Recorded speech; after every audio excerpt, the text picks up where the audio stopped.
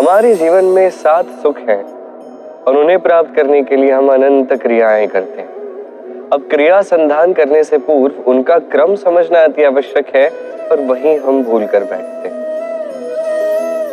जिस कार्य को हमें बाद में करना चाहिए उसे ही हम पहले कर देते हैं।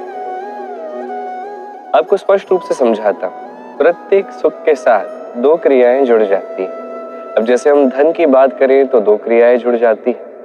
पहली क्रिया है धन अर्जित करना, दूसरी क्रिया है धन का उपयोग करना। अब जीवन में धन का उपयोग करने से पूर्व धन अर्जित कैसे किया जाता है वो सीखना आवश्यक है। हम मंदिर में जाते हैं, भगवान की प्रार्थना करते हैं, उनके लिए पूजा करते हैं, उन्हें प्रसन्न करने के लिए, किंतु उससे पूर्व भगवान पर विश्वास रखना आवश्यक है। ये अटल विश्वास होगा तभी आप सच्चे भक्त बनेंगे।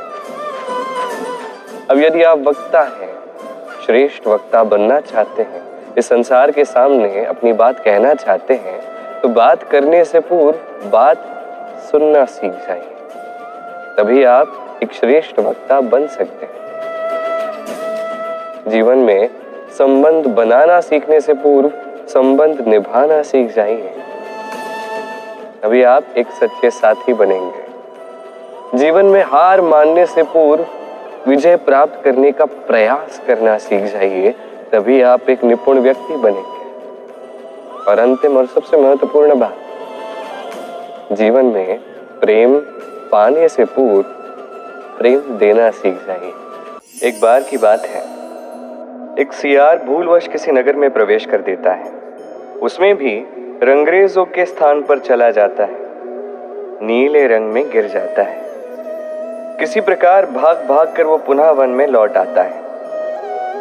अन्य सभी प्राणी उसे देखते हैं, भयभीत हो जाते हैं। तभी ये सियार कुछ सोचता है और कहता है कि मैं तो देवदूत हूं और तुम सबकी रक्षा करने के लिए आया हूं।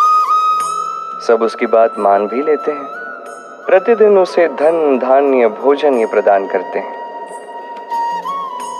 तत्पश्चात एक ऐसी रात्रि आती है जिसमें दूर कहीं अंधकार में कुछ सियार इसे पुकार लगाते हैं और ये सियार ये स्वयं को रोक ही नहीं पाता।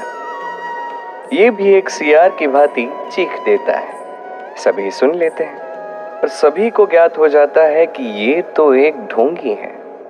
इसलिए जीवन में कभी छल मत कीजिए। उसे जितना भी छिपाने का प्रयास कर लो, वो संसार के समक्ष अवश्य आएगा। और इससे बड़ी सीख ये है कि किसी के जीवन में संपत्ति धन धान्य आ जाने से उसकी बुद्धि में वृद्धि नहीं होती, उसका व्यवहार शुभ नहीं होता।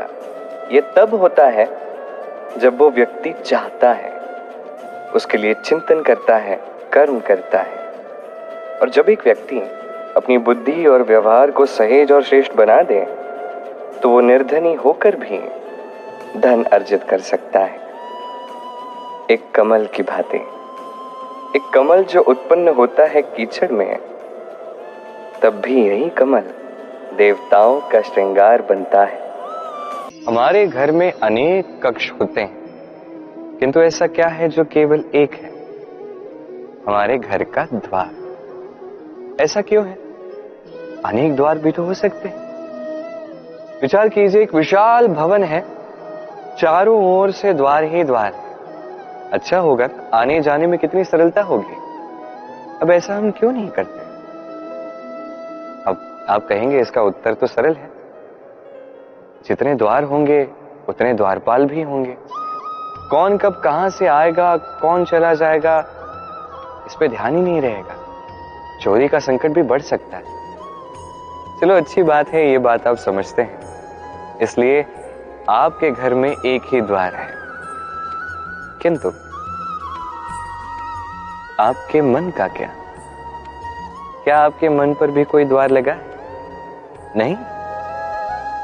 अर्थात कोई भी व्यक्ति कहीं से भी आ सकता है और आपके मन में कुछ भी डाल के चला जा सकता है। बिना किसी रोक टोक के कोई व्यक्ति आके कोई भी विचार मन में डाल देगा, चाहे वो हमारे लिए शुभ हो, अशुभ हो या घातक भी क्यों ना। वो विचार हो सकता है वासना से भरा, क्रोध से भरा, मतभेद से भरा, द्वेष से भरा, अहंकार से भरा, या कोई व्यर्थ का विचार हो सकता है। विश्व का कोई भी विचार मन में आके बैठ सकता है। अब मन में जो विचार है ऐसा ही मन अनुभव करेगा।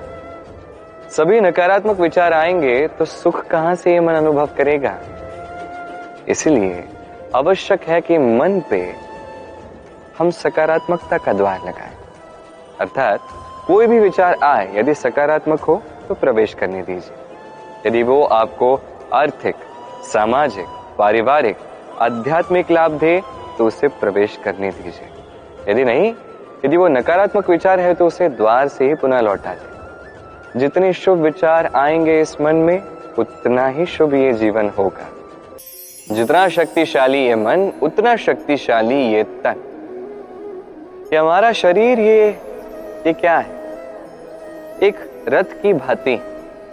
और एक रथ तब तक चल ही नहीं सकता जब उसे चलाने वाला कोई सारथी ना। ये मन शरीर का सारथी। अब सोचिए, यदि ये सारथी ही शक्तिहीन हो, दुर्बल हो, तो इस रथ का क्या होगा? ये उचित मार्ग पे नहीं चल पाएगा, उचित गति से नहीं चल पाएगा, मन चाहे स्थान पे ये कभी पहुंच ही नहीं पाएगा। इसलिए मन की शक्ति आवश्यक है। अब मन की शक्ति हम कहां से प्राप्त करते हैं? निश्चय की शक्ति से। अब निश्चय की शक्ति कैसे बढ़ाई जाए? हम दिन प्रतिदिन कुछ निश्चय करते हैं, कुछ छोटे कुछ बड़े, किंतु जैसे ही हम निश्चय पूर्ण करते हैं मन की शक्ति बढ़ जाती है। कोई निश्चय हम पूर्ण ना कर पाए, मन की शक्ति घट जाती है। एक दीवार की भांति छोटी छोटी शिलाएं हम एक के ऊपर एक लगाते हैं, एक दीवार खड़ी हो जाती है। इतने सारे पत्थर एक साथ आ जाते हैं तो एक ऐसी दीवार बनती है जिसे तोड़ना लगभग असंभव हो जाता है।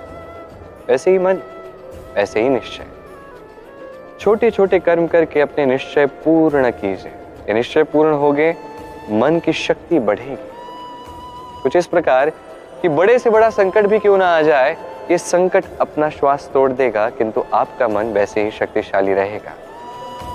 तो मन की शक्ति बढ़ा कर रखिए ताकि आप उचित मार्ग से चल सके, उचित गति के साथ, और मन चाहे स्थान पर पहुंच सके। तभी तो ये मन प्रसन्न होकर कहेगा, राधे राधे।